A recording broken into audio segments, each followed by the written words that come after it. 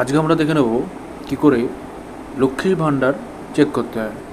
আমরা প্রথমে চলে যাব গুগলে এবং সেখানে লিখে দেবো এলে লক্ষ্মী ভাণ্ডার।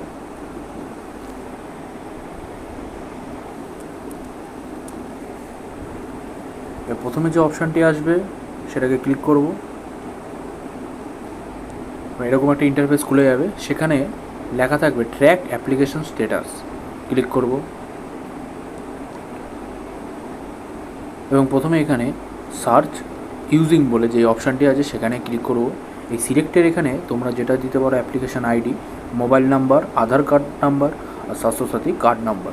আমরা এখানে চুজ করে নেবো আধার কার্ডের নাম্বারটা এবং নিচে যে আধার কার্ডের জায়গাটা আছে সেখানে আমরা আধার কার্ডের নাম্বারটা যাদের চেক করতে চাও তাদের আধার কার্ডের নাম্বারটা দিয়ে দেবে এখানে, এবং নিচে যে ক্যাপচারটি আছে সেই ক্যাপচারটি তার নিচে দিয়ে দেবে।